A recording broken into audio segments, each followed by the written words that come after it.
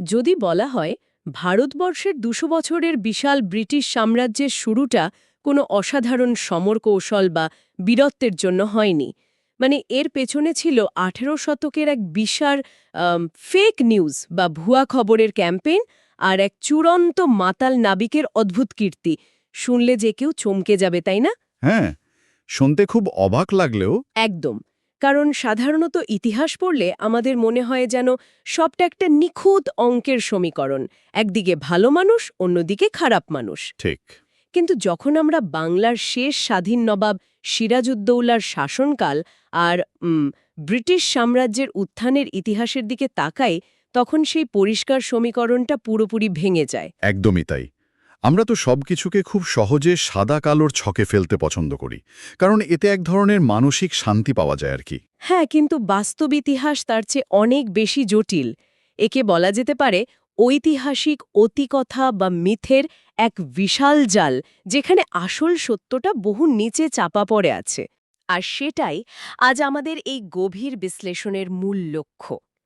ইতিহাসবিদ কালীকিঙ্কর দত্তের ১৯৭১ সালে প্রকাশিত বিখ্যাত গ্রন্থ সিরাজউদ্দৌলার সূত্র ধরে আমরা আজ আলোচনা করব। হুম, খুবই গুরুত্বপূর্ণ একটি বই। ঠিক, এই বইয়ের সূত্র ধরেই আমরা সিরাজউদ্দৌলার উত্থান, ইংরেজদের সাথে তার সংঘাত এবং আম, এই চরম ঐতিহাসিক ভুল বোঝাবুঝিগুলো নিয়ে আলোচনা করব। প্রচলিত মিথ বা গালগল্পগুলোকে সরিয়ে দিয়ে মূল দলিল ও নথিপত্রের ভিত্তিতে আসল ইতিহাসটা ঠিক কী ছিল সেটাই আমরা খুঁজব। আসলে ইতিহাস তো সাধারণত বিজয়ীদের দ্বারাই লেখা হয়। ঠিক তাই। কিন্তু যখন মূল উৎসগুলোর দিকে তাকানো যায়, তখন দেখা যায় কিভাবে ব্যক্তির অহংকার, কর্পোরেট ক্ষমতার অপব্যবহার এবং ভুল তথ্য একটি পুরো সাম্রাজ্যের পতন ডেকে আনতে পারে। ইতিহাস কেবল একজন ব্যক্তির উত্থান পতনের গল্প নয়। সিরাজউদ্দৌলার এই ঘটনাপ্রবাহ আসলে সে সময়ের এক বিশাল বৈশ্বিক রাজনৈতিক পরিবর্তনেরই একটা অংশ। কারণগুলো অনেক গভীরে প্রথিত ছিল। হুম, তো শুরু থেকেই শুরু করা যাক। সিরাজের সিংহাসনে বসার প্রেক্ষাপটটা কিন্তু রীতিমতো সিনেমার মতো। তার দাদু, মানে নবাব আলীবর্দী খান, তাকে অন্ধের মতো ভালোবাসতেন। হ্যাঁ, সিরাজের জন্ম হয়েছিল ১৭৩৩ সালে, ঠিক যখন আলীবর্দী খান বিহারের ডেপুটি গভর্নর হিসেবে নিযুক্ত হন। আর দাদুর এই অন্ধ ভালোবাসাই কিন্তু শেষমেশ সিরাজের জন্য সবচেয়ে বড় বিপদ ডেকে এনেছিল। সমসাময়িক ইতিহাসবিদ গোলাম হোসেন তার সিয়ার উল মুতাক্ষেরিন গ্রন্থে লিখেছেন যে আলীবর্দী খান সিরাজকে নিজের বাড়িতেই শিক্ষা দিয়েছিলেন। মানে প্রথাগত যে কঠোর শিক্ষা একজন ভবিষ্যৎ শাসকের দরকার, সেটা সিরাজ পাননি। একদমই না। মুজাফফরনামার লেখক করম আলীও বলছেন, সিরাজের কোনো অন্যায়কেই আলীবর্দী খান অন্যায় হিসেবেই দেখতেন না। ও আচ্ছা। এই অতি প্রশ্রয়ের কারণে অল্প বয়সেই সিরাজ বেশ উচ্ছৃঙ্খল হয়ে ওঠেন। যেমন ধরুন ১৭৪৮ সালের কথা। সিরাজ হঠাৎ করেই বিহারের শাসনভার নিজের হাতে নেওয়ার জন্য পাটনা আক্রমণ করে বসেন। বাপরে, এটা তো অনেকটা বড় কোনো কর্পোরেট কোম্পানির প্রতিষ্ঠাতার মৃত্যুর পর তার অনভিজ্ঞ ও অতি আদরের নাতির হাতে বিশাল সাম্রাজ্য তুলে দেওয়ার মতো অবস্থা। চারপাশে চাটুকাররা তাকে বাস্তব জগৎ থেকে দূরে রেখেছিল। ঠিক বলেছেন। দাদুর প্রশ্রয়ে বড় হওয়া একজন তরুণ যখন বুঝতে পারল যে এই পুরো সাম্রাজ্যটাই তার, তখন ক্ষমতার অপব্যবহার করাটা হয়তো তার কাছে খুব স্বাভাবিক একটা ব্যাপার মনে হয়েছিল। ১৭৫৬ সালের এপ্রিলে আলীবর্দী খানের মৃত্যুর পর সিরাজ যখন সিংহাসনে বসলেন, তখন তো চারদিকে শুধুই ষড়যন্ত্র।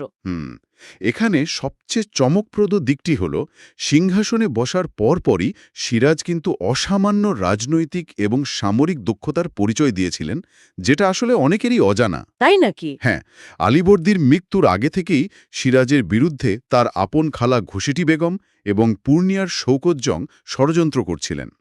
ঘোষেটি বেগম মুর্শিদাবাদের কাছে মতিঝিল প্রাসাদে প্রচুর ধনসম্পদ এবং সৈন্য নিয়ে সিরাজের বিরুদ্ধে বিদ্রোহের প্রস্তুতি নিচ্ছিলেন। আচ্ছা। কিন্তু সিরাজ সিংহাসনে বসেই মতিঝিল ঘেরাও করেন। আর সবচেয়ে অবাক করা বিষয় হল, ঘোষেটি বেগমের বিশাল সেনাবাহিনী কোনো প্রতিরোধ না করেই সিরাজের কাছে আত্মসমর্পণ করে। দাঁড়ান, কোনো রক্তপাত ছাড়াই এত বড় একটা বিদ্রোহ তিনি বিনা রক্তপাতে থামিয়ে দিলেন? এটা কিভাবে সম্ভব হলো? কারণ ঘোষেটি বেগমের অনুসারীরা ইতিমধ্যেই তার অহংকারী এবং খারাপ আচরণের কারণে চরম বিরক্ত ছিল। ইউসুফ আলী এবং গোলাম হোসেনের মতো সমসাময়িক লেখকদের মতে সিরাজ অত্যন্ত চতুরতার সাথে তার কূটনীতি কাজে লাগান। মানে তিনি সৈন্যদের নিজের দলে টেনে নেন? ঠিক তাই। তিনি ভালো আচরণের প্রলোভন এবং আর্থিক সুবিধার কথা বলে ওই সৈন্যদের দলে টেনে নেন। এরপর সিরাজ ঘোষেটি বেগমের বিপুল ধনসম্পদ বাজেয়াপ্ত করে রাষ্ট্রীয় কোষাগারে জমা করেন। জানেন সেই সম্পদের পরিমাণ কত ছিল? কত? প্রায় 4 কোটি টাকা এবং 40 লাখ স্বর্ণমুদ্রা। বাপরে, আজকের দিনের হিসেবে তো এটা একটা বিশাল অঙ্ক। কিন্তু সিরাজ কি সত্যি শুধু একজন অত্যাচারী শাসক ছিলেন, নাকি তিনি ক্ষমতা সুসংহত করার জন্য অন্য যে কোনো নতুন শাসকের মতোই কৌশল বা ক্লিনিং হাউস পদ্ধতি অবলম্বন করছিলেন? কারণ এরপর তো তাকে পূর্ণিয়ার শৌকত জংয়ের মুখোমুখি হতে হয়েছিল। একদম ঠিক ধরেছেন। ঘোষেটি বেগমকে দমন করার পর সিরাজ শৌকত জংয়ের দিকে মনোযোগ দেন। এই শৌকত জং চরিত্রটি ছিল অত্যন্ত অহংকারী এবং মদ্যপ। সে এতটাই দিশেহারা আর উদ্ধত ছিল যে নিজের পুরনো এবং অভিজ্ঞ সেনাপতিদের অপমান করে তাড়িয়ে দিয়েছিল। ১৭৫৬ সালের অক্টোবরে মণিহারির যুদ্ধে সিরাজের বাহিনী শৌকত জংকে সম্পূর্ণ পরাস্ত করে। আর শৌকত জং ওই যুদ্ধে নিহত হন, তাই তো? হ্যাঁ, এই জয় কিন্তু প্রমাণ করে যে সিরাজ সামরিক দিক থেকে মোটেও অযোগ্য ছিলেন না। ঠিক আছে, চলুন বিষয়টা একটু খুলে দেখা যাক। সিরাজ নিজের ভেতরের শত্রুদের তো সফলভাবে দমন করলেন, নিজের সিংহাসন পাকা করলেন। তাহলে সেই আত্মবিশ্বাসের চূড়ায় বসে থাকা অবস্থায় ইংরেজদের সাথে তার শত্রুতাটা এতটা চরমে পৌঁছালো কেন? সেটা একটা বড় প্রশ্ন। আমরা তো ছোটবেলা থেকে শুনে এসেছি যে আলীবর্দী খান নাকি মৃত্যুশয্যায় সিরাজকে ইউরোপীয়দের ধ্বংস করার নির্দেশ দিয়েছিলেন। বিখ্যাত ইংরেজ কর্মকর্তা জন জেফানিয়া হলওয়েল তো এমনটাই দাবি করেছিলেন। যেটা ছিল সম্পূর্ণ একটা বানোয়াট গল্প। বানোয়াট? হ্যাঁ, রিচার্ড বেচার বা ওয়াটসের মতো সমসাময়িক ইংরেজ কর্মকর্তারাই হলওয়েলের এই দাবিকে ভিত্তিহীন বলে উড়িয়ে দিয়েছেন। আলীবর্দী খান ইউরোপীয়দের বাণিজ্যের গুরুত্ব খুব ভালোভাবেই বুঝতেন। তিনি কখনো তাদের ধ্বংস করতে চাননি। সিরাজউদ্দৌলার সাথে ইংরেজদের সংঘাতের পেছনে মূলত 3টি বাস্তব কারণ ছিল। আর সেই কারণগুলো একদম কর্পোরেট দুনিয়ার সংঘাতের মতোই। একবার ভেবে দেখলে বোঝা যায়, একটি বিদেশি বহুজাতিক কোম্পানি দেশে এসে কাজ করছে। এখন তারা যদি কর ফাঁকি দেয়, নিজস্ব প্রাইভেট আর্মি বানাতে শুরু করে এবং স্থানীয় অপরাধীদের আশ্রয় দেয়, তাহলে কোনো দেশের সরকার কি সেটা মেনে নেবে? কেউই মেনে নেবে না। প্রথম কারণটি ছিল নবাবের বিনা অনুমতিতে ইংরেজদের দুর্গ নির্মাণ ও পরিখা খনন। আচ্ছা, দস্তক বা বাণিজ্য সনদের চরম অপপ্রয়োগ। এই দস্তক ব্যাপারটা একটু বুঝিয়ে বলবেন কি? অবশ্যই। দস্তক হল এক ধরনের ট্যাক্স ফ্রি পাস বা ছাড়পত্র। মুঘল সম্রাট ইংরেজ কোম্পানিকে এই দস্তক দিয়েছিলেন শুধু কোম্পানির নিজস্ব রপ্তানি বাণিজ্যের জন্য। কিন্তু কোম্পানির কর্মকর্তারা কি শুরু করল জানেন? কি? তারা তাদের নিজস্ব ব্যক্তিগত ব্যবসাতেও এই দস্তক ব্যবহার করে বিনা শুল্কে ব্যবসা করতে লাগল। এমনকি তারা এই পাস ভারতীয় ব্যবসায়ীদের কাছে ভাড়াও দিত। এর ফলে নবাবের রাজস্বের বিপুল ক্ষতি হচ্ছিল। মানে ধরুন, একটা বিদেশি কোম্পানি সরকারের খাতায় ট্যাক্স ফ্রি এক্সপোর্ট করার অনুমতি পেয়েছে, কিন্তু তাদের কর্মচারীরা সেই পাস ব্যবহার করে নিজেদের ব্যক্তিগত সাইড বিজনেস, এমনকি মুদি দোকানের ব্যবসাও বিনা ট্যাক্সে চালাচ্ছে। সরকার তো দেউলিয়া হয়ে যাবে। এটা তো চরম দুর্নীতি। একদম ঠিক। আর তৃতীয় এবং সবচেয়ে উস্কানিমূলক কারণটি ছিল রাজবল্লভের ছেলে কৃষ্ণবল্লভকে বিপুল অর্থসহ কলকাতায় আশ্রয় দেওয়া। রাজবল্লভ তো ঘোষেটি বেগমের দলের প্রধান একজন লোক ছিলেন। হ্যাঁ, যিনি নবাবের কট্টর বিরোধী ছিলেন। ইংরেজরা জেনে বুঝেই নবাবের শত্রুকে আশ্রয় দিয়েছিল। শুধু আশ্রয় দেওয়াই নয়, নবাব যখন তার দূত নালায়ান দাসকে একটি চিঠি দিয়ে কলকাতায় পাঠান কৃষ্ণবল্লভকে ফেরত চাইতে, তখন ইংরেজ গভর্নর রজার ড্রেক তাকে চরম অপমান করে। হ্যাঁ, ড্রেক দাবি করে যে নারায়ণ দাস নাকি সাধারণ বাঙালির ছদ্মবেশে কলকাতায় ঢুকেছিলেন। এরপর ড্রেক ও অন্যান্যরা তাকে গুপ্তচর অপবাদ দিয়ে গলা ধাক্কা দিয়ে বের করে দেয়। কোনো দেশে স্বাধীন নবাবের অফিসিয়াল দূতকে সাথে এমন আচরণ? আর এই ঘটনাগুলোই সিরাজকে দারুণভাবে ক্ষুব্ধ করে। আসলে ইস্ট ইন্ডিয়া কোম্পানি তখন নিছক ব্যবসায়িক প্রতিষ্ঠানের খোলস ছেড়ে একটি সার্বভৌম রাষ্ট্রের মতো আচরণ শুরু করেছিল। দক্ষিণ ভারতে, বিশেষ করে কর্ণাটকে, ফরাসি ও ইংরেজদের মধ্যে রাজনৈতিক প্রভাব বিস্তারের যে লড়াই চলছিল, সিরাজ সেটা সম্পর্কে খুব ভালোভাবেই অবগত ছিলেন। তিনি ভয় পাচ্ছিলেন যে ইউরোপীয়রা বাংলায় শক্তিশালী হলে তারা এখানকার রাজনীতিতেও হস্তক্ষেপ করবে।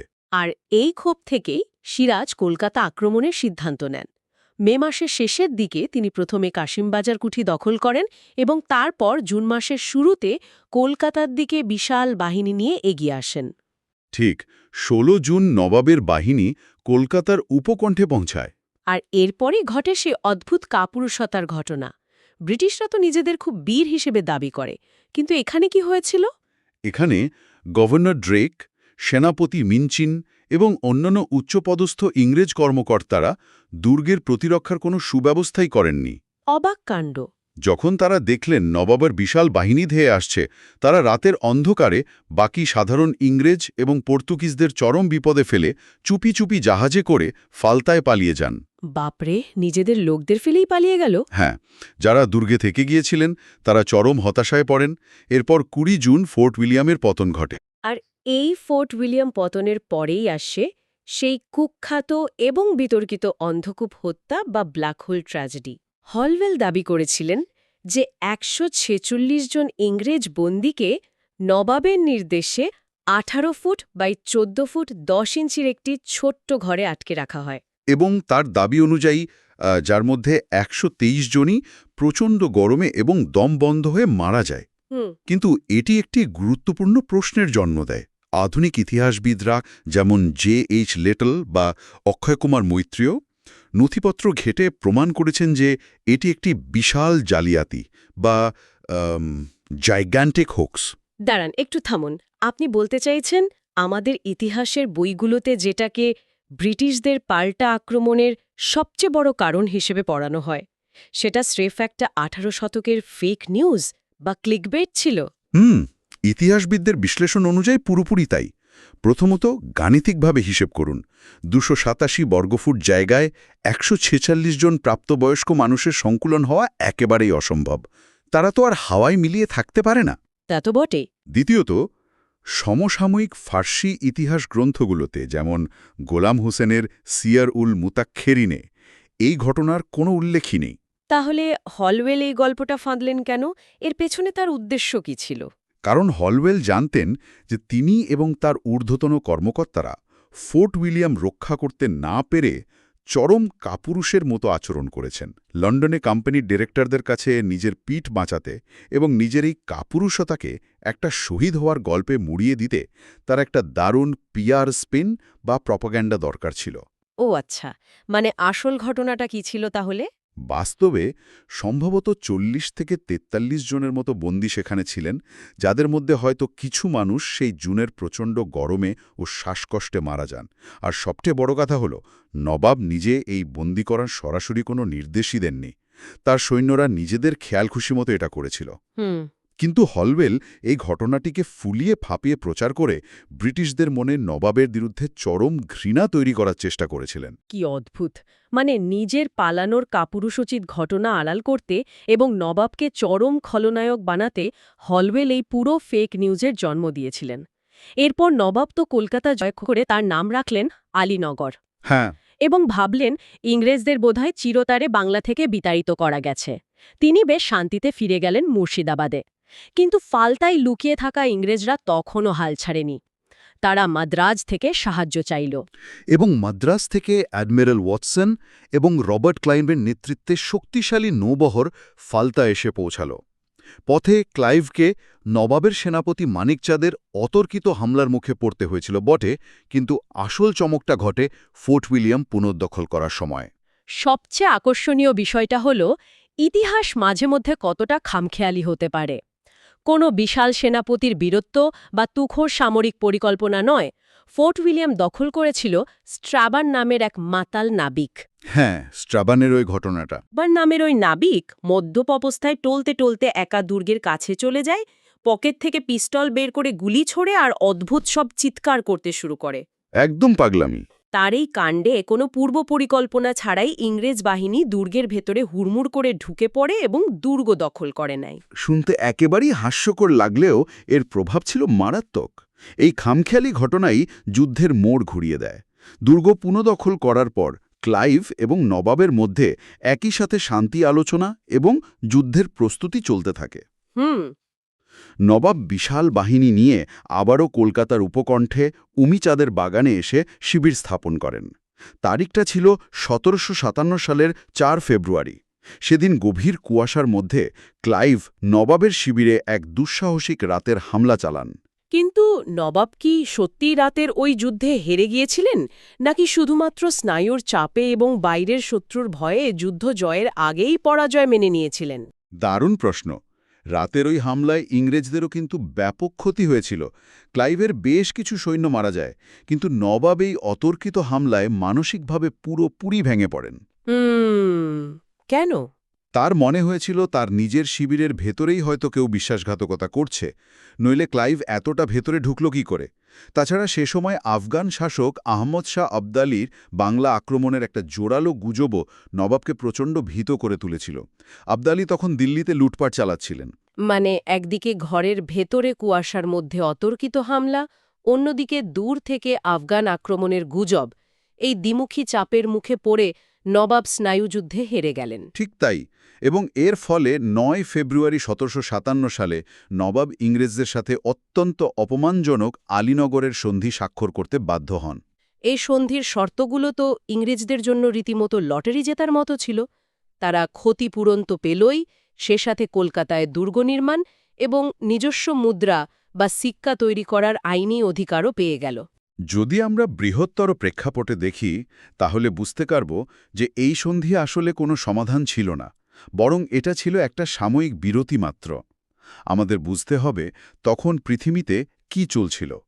ইউরোপে তখন সপ্তবর্ষব্যাপী যুদ্ধ চলছিল, তাই তো? একদম ঠিক, 7 ইয়ার্স ওয়ার। ব্রিটিশ এবং ফরাসিরা সেখানে একে অপরের চরম শত্রু। তারা বিশ্বজুড়ে ছায়া যুদ্ধে লিপ্ত, আর সেই বৈশ্বিক যুদ্ধের উত্তাপে সে লাগল বাংলার মাটিতে। আলীনগরের সন্ধি হওয়ার পরও ইংরেজরা থামেনি। তারা এই বিশ্বযুদ্ধের অজুহাতে বাংলার চন্দননগরে ফরাসি কুঠি আক্রমণ করার সিদ্ধান্ত নেয়। এটা তো সিরাজের জন্য বিশাল একটা সংকট। নবাব তো ফরাসিদের রক্ষা করতে চেয়েছিলেন, তাই না? হ্যাঁ, কিন্তু তার মধ্যে চরম সিদ্ধান্তহীনতা কাজ করছিল। একদিকে ফরাসিরা তার সাহায্য চাইছে, অন্যদিকে তিনি মাত্র ইংরেজদের সাথে সন্ধি করেছেন বলে তাদের ঘাটাতে ভয় পাচ্ছিলেন। নবাব চেয়েছিলেন ফরাসিরা ইংরেজদের বিরুদ্ধে একটা শক্ত প্রতিরোধ গড়ে তুলুক, যাতে ইংরেজরা একটু দুর্বল হয়।